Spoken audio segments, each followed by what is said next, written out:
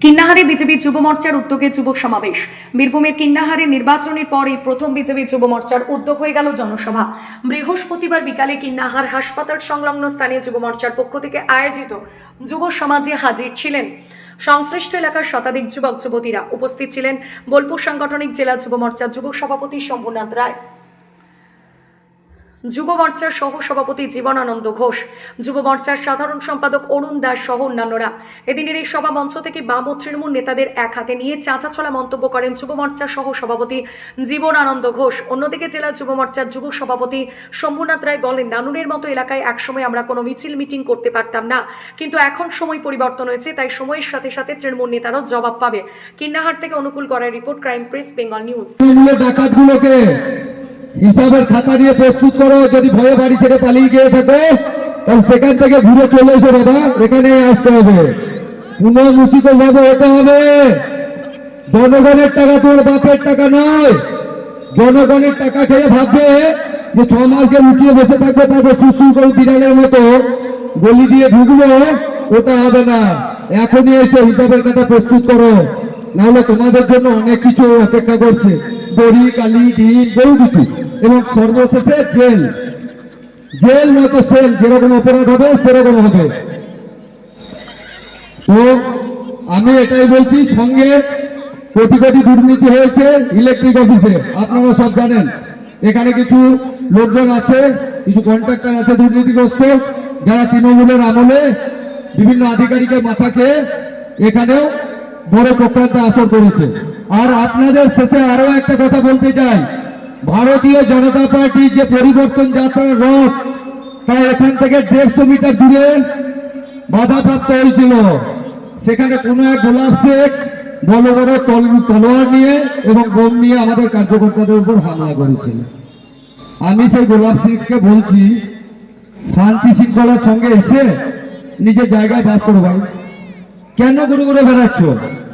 কেন ঘুরে ঘুরে বেড়াচ্ছ? তোমরা তো বলতে মা মাটি মানুষের সরকার, আমরা শুধু উন্নয়ন করে গেছি, কারো কোনো ক্ষতি করিনি। তাই যে তুমি পিছু ভয়ে ভয় নিয়ে এলাকা ছাড়া কেন? আমাদের কার্যকর্তাদের মারতে ধরতে, যখন তখন হুমকি দিতে। কোথায় ভাই? তোমাকে তো কোথাও দেখতে পাচ্ছি না, বেশ কয়েক মাস হলো তোমার মুখটা দেখিনি। বড় দেখতে ইচ্ছা করছে। আমি তোমাকে অনুরোধ করছি, তুমি যেখানেই থাকো নিশ্চয়ই তুমি কোথাও না কোথাও আমার বক্তব্য শুনবে।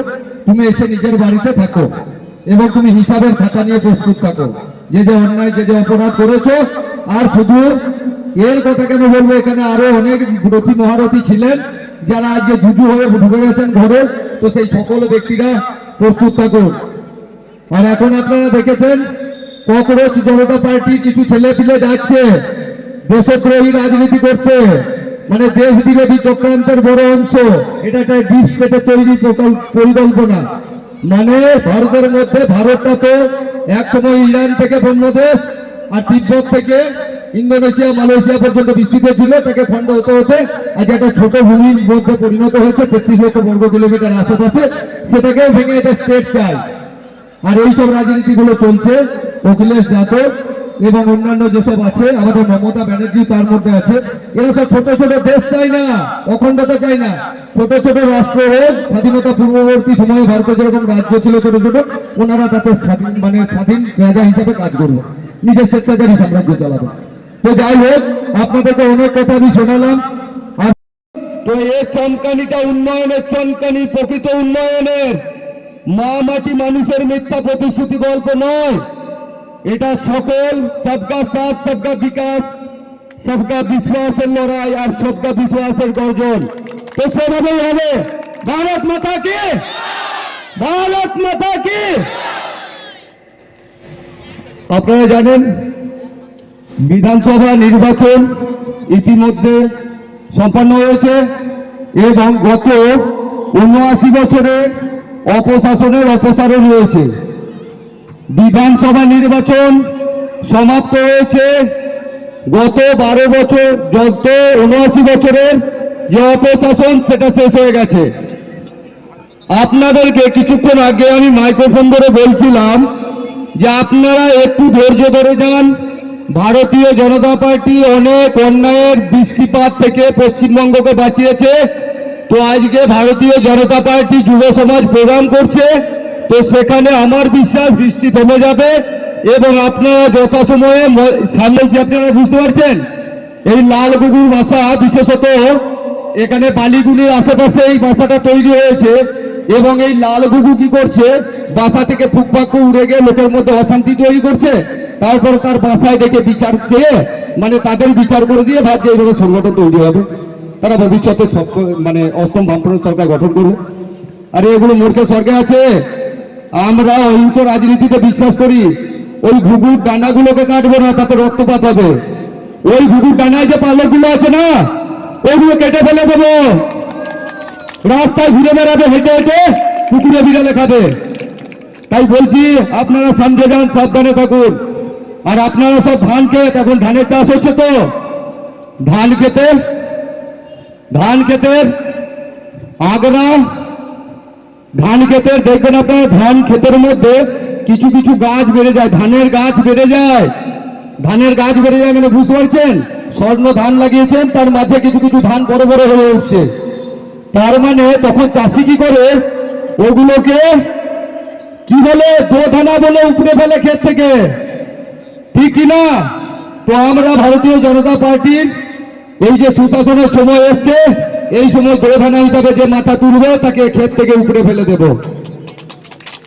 সে যে ব্যক্তি হবে হোক, যে সংগঠন হবে ওটা, যে লোক হবে হোক, তাকে কোনোভাবে ছাড়া হবে না। আপনারা হয়তো শুনলে আপনারা মানে এরকমটা প্রশ্ন চিহ্ন আপনাদের মনে জাগতে পারে। আসছে বারবার। আমি আপনাদের সবাইকে বলবো, এই ভাইজান নিভে গেছে, এই ভাইজানকে নিয়ে আর আলোচনার কিছু নেই। এইবার আলোচনার বিষয় হচ্ছে এই ভাইজানের যারা সাকরেদ। এখনই বিনয়দার সঙ্গে কথা হচ্ছিল, মোটামুটি 15 থেকে 20 জনের লিস্ট অলরেডি তৈরি হয়ে আছে। যে সাকরেদরা দিনের পর দিন এই কাজল শেখকে বিভিন্ন জায়গা থেকে টাকা তুলে পাঠাচ্ছে, এদের নাম আমরা অলরেডি নথিভুক্ত করে ফেলেছি এবং খুব তাড়াতাড়ি মনে রাখবেন এদেরকে অ্যারেস্ট আমরা করাবো। আমি বিনয়দাকে বলে যাচ্ছি, দাদা এই দুষ্কৃতীগুলোকে অ্যারেস্ট করাতে যদি যুব মোর্চার কোনো সাহায্য লাগে আপনি একবার বলবেন, আপনার সাথে যুব মোর্চার পুরো টিম উপস্থিত থাকবে। এই মিঠু শেখ নাম করে বলছি, এই মিঠু শেখ দীর্ঘদিন ধরে ইলেকট্রিক ডিপার্টমেন্টে বিভিন্ন দুর্নীতির সঙ্গে যুক্ত আছেন। এই মিঠু শেখ ইচ্ছাকৃতভাবে ইলেকট্রিকের কানেকশন কেটে দিতেন, এবং মিটার সরিয়ে দিত এবং তার পরিবর্তে প্রচুর পরিমাণে টাকা মানুষের কাছে, গরিব মানুষের কাছে নিয়ে গেছে এবং সেই টাকার একটা পরিমাণ কাজল শেখের বাড়িতে পৌঁছে দিয়ে যায়। কিন্তু এই জিনিস আর চলবে না।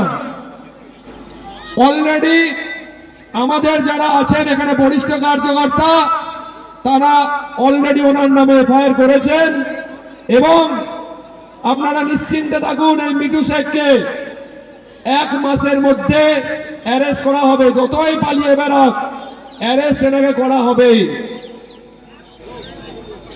আপনারা বলুন তো, আজ ভারতীয় জনতা পার্টি পশ্চিমবঙ্গে প্রতিষ্ঠিত না হলে, আপনাদেরকে জিজ্ঞাসা করছি আমি, আজকে বিশেষ করে আমাদের হিন্দুদের কি অবস্থা হতো আপনারা বলুন। আমাদের বোলপুর সাংগঠনিক জেলা যুব মোর্চার নেতৃত্বে এই একটা সভা, এই সভার উদ্দেশ্য কয়েকটি আছে। তার মধ্যে আপনারা জানেন কিছুদিন আগে, 2 দিন আগে আপনার বাসাপাড়ায় যে একটা হলো, আপনার কাজল শেখের যে ডিম মারা হয়েছিল, তার প্রতিবাদে আমাদের যুব মোর্চার কিছু ছেলে ওখানে ছিলেন, যাদেরকে পুলিশ তুলে নিয়ে যায় এবং মারধর করে, সেটাও একটা বিষয়। দ্বিতীয়, এখানে দেখা যাচ্ছে এই জায়গাটায় ইলেকট্রিক ডিপার্টমেন্টে অনেক রকম দুর্নীতি, যেমন মিঠু শেখ আছে, মিঠু শেখ ছাড়াও আরো 11 জন আছেন যারা এই ইলেকট্রিক ডিপার্টমেন্টে কন্ট্রাক্টরের কাজ করছেন। তারা দীর্ঘদিন ধরে বিভিন্ন দুর্নীতির সঙ্গে যুক্ত এবং তাদের নামে অলরেডি এফআইআর করা হয়েছে। আমরা এফআইআর অলরেডি করেছি এবং অ্যারেস্ট ওনাকে খুব তাড়াতাড়ি করা হবে। এই ছিল এক বিষয়। দ্বিতীয়, আমাদের যুব মোর্চাকে বলা যে আগামী দিনে যে ককরোচের যে উৎপত্তি হয়েছে, প্রত্যেকটা জায়গায় আমাদের একদম মণ্ডল পর্যন্ত নানুরের প্রত্যেকটা মণ্ডলে একটা প্রতিবাদ মিছিল আমরা করব, যেন এই যে ককরোচের দল যেন এদের আর উৎপত্তিই না হয়, এদের উৎপত্তি দিল্লি থেকেই যেন শেষ হয়ে যায়, সেই প্রচেষ্টা আমাদের যুব মোর্চা করছে এবং সেই কার্যক্রম আমাদের চলবে আগামী দিনে। এই নিয়ে আমাদের 8 তারিখে একটা প্রোগ্রাম নেওয়া হয়েছে এবং 8 তারিখে প্রোগ্রামটা একটা এই ককরোচ জনতা পার্টির বিরুদ্ধে একটা বড় র্যালি আমরা কিন্নাহারের বুকে আমাদের যুব মোর্চার নেতৃত্বে করব। এই সভা মঞ্চ থেকে আপনাদেরকে একতা নিতে দেখা গেল কাজল শেখ এবং গোলাপ শেখ। একদমই তাই। এই গোলাপ শেখ, আমি আপনাদের মাধ্যমে একটা কথা বলবো, এই গোলাপ শেখ হিন্দুদের সঙ্গে হিন্দুদের লড়াই করিয়েছে।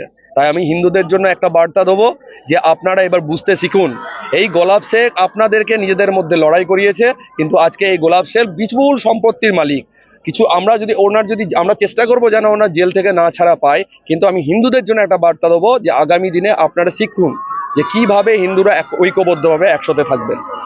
তিনি তো এখন নিখোঁজ বলে জানা যায়। নিখোঁজ থাক না, যতজন নিখোঁজ আছে কেউ পার পাবে না, সবাইকে ধরা হবে। টাইম দিন, 15-1 মাস মধ্যে সবাইকে অ্যারেস্ট করা হবে, এটা কথা দিয়ে গেলাম।